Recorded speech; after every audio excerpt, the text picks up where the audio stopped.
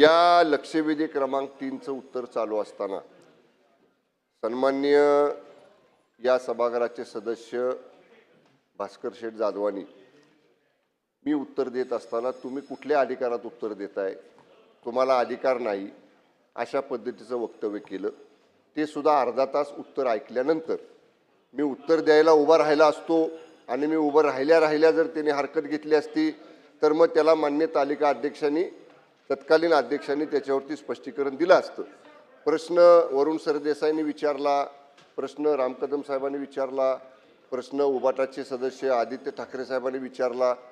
त्यावेळी मान्य भास्कर शेठ जाधवानी काही हा विषय उपस्थित केला नाही। मी सांगायचा प्रयत्न करत होतो पण तत्पूर्वी सभागृहामध्ये गोंधळ झाला। तर माझी विनंती आपल्याला आहे की या संदर्भात पॉइंट नाही, थांबा, असं नको, नाही नाही नाही नाही नाही, बसा बसा बसा बसा बसा,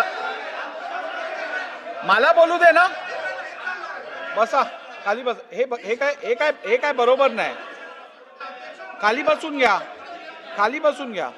मी स्वतः उभा आहे, बसा, मी बोलतो, बसा। नाही हे काय बरोबर नाही। एक लक्षात घ्या भास्करराव, एक लक्षात घ्या, मंत्री महोदय इकडे उभे राहिले बोलायला, मी त्यांना बसायला, ऐकून घ्या, ऐकायची क्षमता ठेवा, थांबा जरा। मंत्र्यांना मी खाली बसवलं आणि स्वतः बोलण्यासाठी उभा राहिलो, तरी तुम्हाला संधी देऊ का त्यांना बसून? मला काय बोलायचा अधिकार आहे की नाही? या सभागृहात नियंत्रण ठेवायचा अधिकार आहे की नाहीये? ज्या वेळेला आपण हा प्रश्न उपस्थित केला, खरं तर मला हे बोलायचं नव्हतं पण आता मला बोलायला भाग पडलाय तुम्ही।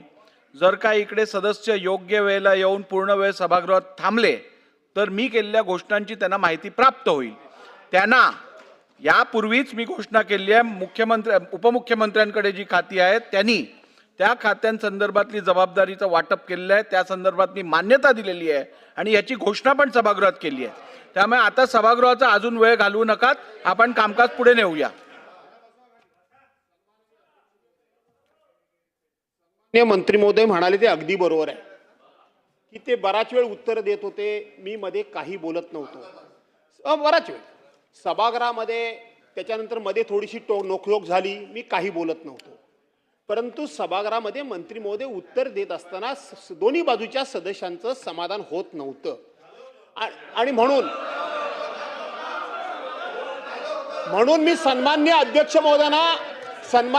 महोदयांना पॉइंट ऑफ इन्फॉर्मेशनच्या माध्यमातून, प्रोसिजरच्या माध्यमातून हे विचारलं की माननीय उपमुख्यमंत्री महोदयांनी आपली परवानगी घेतलेली आहे का, एवढाच प्रश्न मी विचारला अध्यक्ष महोदय।